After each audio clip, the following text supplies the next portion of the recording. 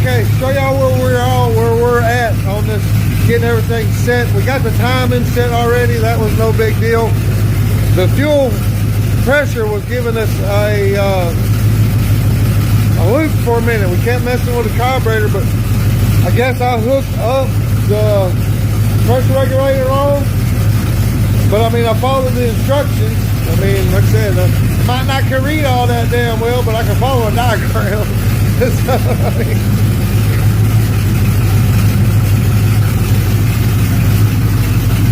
but you can see we got fuel pressure back up. Still setting the bowl light. The front is about right. The back has got nothing, so we need to turn it back up. So undoubtedly what it must have cleaned itself out. I'm not really 100% sure what I did with a pressure regulator. I mean, I read the instructions, and there, like I said, there's a diagram, and I had it hooked up. By the diagram, what it says, did I not? And it ran. Well, and it ran. Well, yeah, but I couldn't get no pressure. When I first cranked it up, after we got it back running, I had 3 pounds of pressure. And then after now, since we've been adjusting stuff, I couldn't get this gauge to even move until I rehooked the gas back up the way it was and bypassed the regulator again. So I'm not sure what I did wrong there. But y'all can tell it's up running, it sounds smooth. We got to adjust the back bowl. Let's do that. Let me just help him right quick. Which they bounce back and forth a little bit. It's kind of hard to see the air to fuel ratio there. 180, holding it.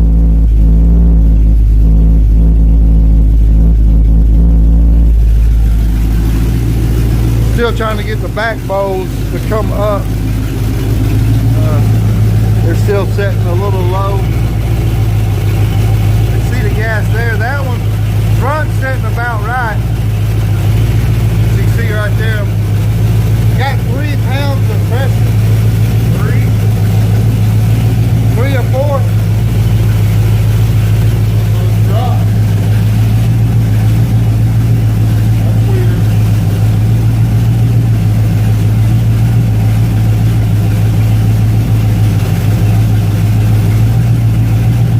I'm not even running through a regulator. I had a small drip right there, but I got that fixed.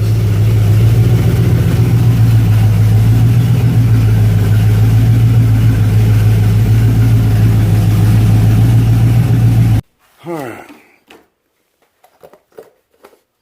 Well, I'm up and running again, so the pressure regulator, I guess I'm just going to take it back off the car. I mean, obviously I don't need it right now.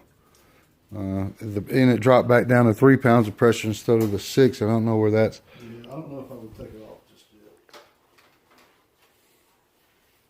That fluctuating. Well, you know, I wasn't paying attention when we was, you know, giving it the gas, you know, revving it up if it come. I know the easy way to set the float bowls is when you take them off, turn them upside down, and then you can adjust them. And yeah, so the one chick showed that was a pretty good trick that she showed, you know, adjusting your bows. If you turn it upside down, and then you can adjust it that way. If we go back to taking the carburetor back off, yeah, it's got some more fuel. It's still a little low on the back. Yeah. It's closer. I said, everybody be gone tomorrow. We can take it out and just go around the block, and that way, no funny business. You know what I mean? Just move it, see what happens. Get under a load and Yeah. see how it goes.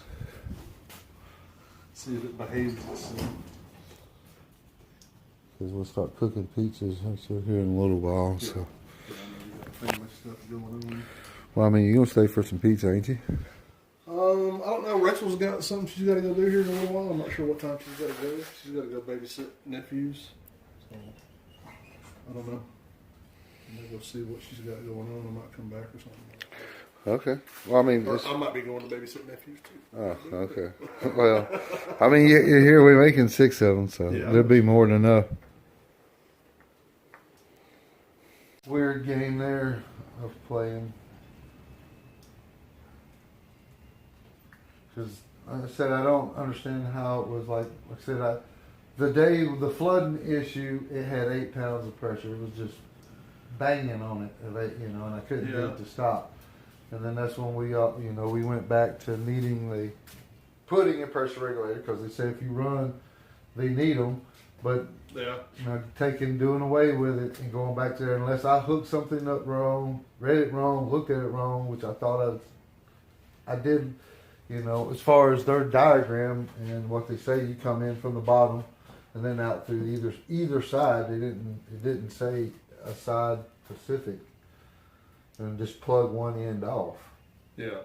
So that's it's where I went and what I did. So I mean, right now, like I said, you lay that hose down, there's still a ton of gas in that line, but I don't know why it wasn't moving the gauge or why. Like I said, it wasn't getting fuel, so it wasn't getting enough fuel for sure. Yeah, being stopped.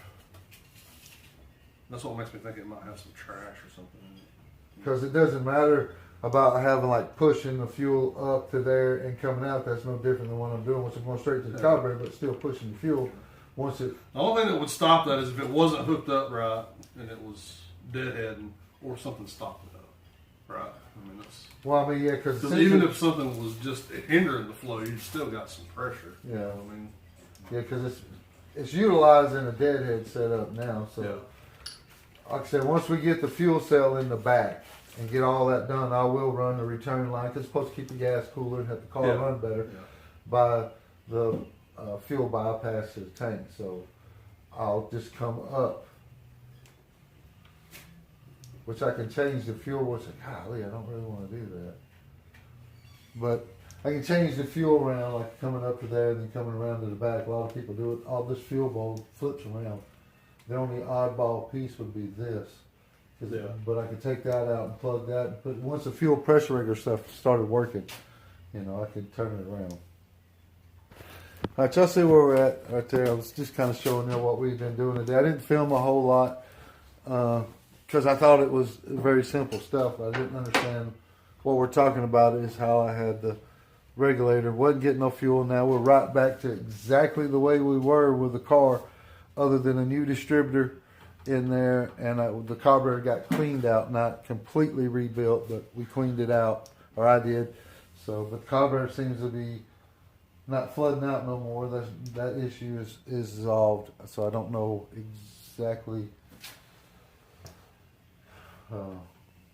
what I did wrong with the pressure regulator. So that's where we're at. The car's running.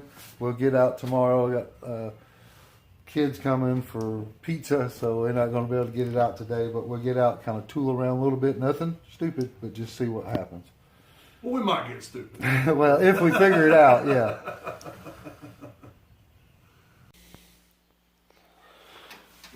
Well, this is pretty thin, right? You can always cut you a piece of this out to match your shit exactly and put under it and do the same thing. What? Plastic. Oh, no, that's a gel. I know it, but I mean... I can't put plastic up underneath, not that. That's electrical. Like I said, that it's silver shit. I used the last of it when I changed it out on the Camaro, on the Trans Am I had. But it's just a thick... Yeah, to keep it from shorting out. Well, yeah, and to disperse heat. Corrosion. So, like I said, I went to Walmart. I couldn't... when we was there, I looked and couldn't find none of it. But if I take all of it out, that's what I mean. And if I take it out, I don't have nothing to put it back at this point unless I go get some. Well, it's running. You can decide. It ain't got to be done today. Well, no. I'll be back by Best Buy Friday, but... Scratch your head a few more times and figure out what you're going to actually do, and then you can go buy the shit if you need it. If you don't, you don't. That's true. I mean, the big thing is just to move this thing around today.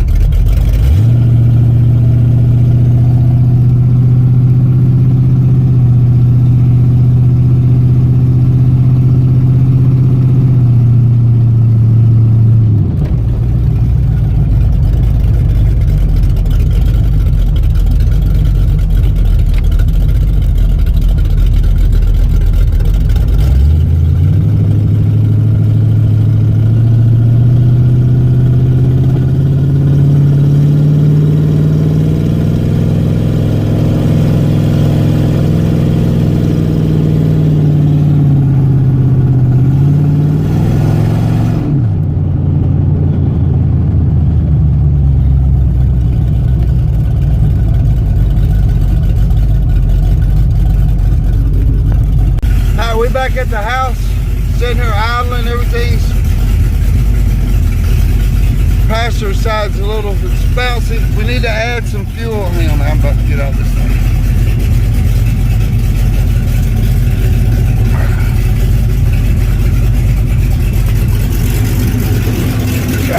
Check these bowl levels.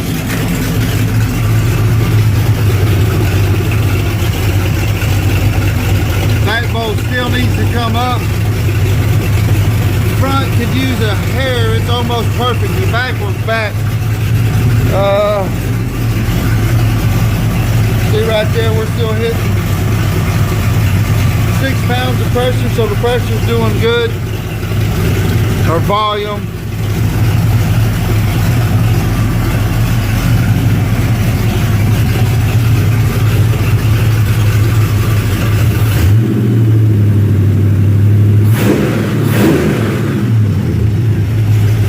Definitely needs the gas. Dust the floats one more time.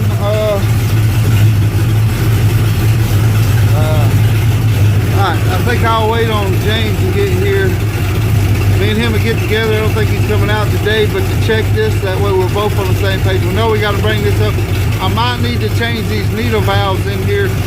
We were talking about that, so main thing is that I got it out and see if the pressure coming up or the volume, and it did. So, well, cool beans. These are getting long. It's about where we're sitting at, but everything sounded good on the ride. But I seen on the loop, everything seemed nice. I didn't have no weird, which I never had no weird vibration anyways. But you can tell the car needed a little bit of gas.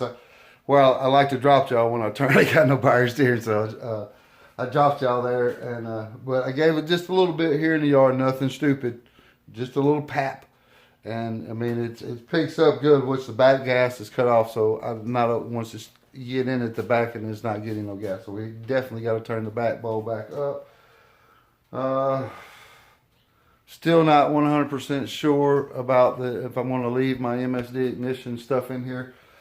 With the HEI cap wired up, I can wire it into the toggle switches I got up there and get me an ignition switch on and off. I'm just not simplifying everything for a drag and drive, basically. If anything would happen, it's very, something to that nature. If this comes up again, it would be very easy to fix on the side of the road and then not having to chase the end through the MSD ignition is the way me and my dad think. And so I don't know. I got a little bit before I get to go back to Sam up there where I need to go and get my grapes and stuff for my lunches. But to get the Quicksilver, the paste I need for up underneath there, when I take that off, I can't put it back anyway because I don't have it to hook up the MS. I don't know. Y'all holler down in the comments. Y'all let me know what you think. If the car runs, once I get the gas and we'll figure out, I'm pretty sure it's going to do just the same with it, because we was using a magnetic pickup and the rev limiter. That was it. So the rest of the stuff I wasn't using yet, which I will need once we get swapped to the LS here. So I got a 5.3 LS out of a 2002 Chevy 3/4 ton truck. So it's or what was that, 3/4 ton? Well, yeah, 3/4. Anyways, it's getting long. I'm just rambling. Y'all see where I'm at. So I hope y'all enjoy. Y'all holler down in the comments. Y'all got some suggestions about the carburetor. Well, cool beans. All right, I appreciate everybody watching. I'll holler at y'all taters later. I hope y'all enjoy.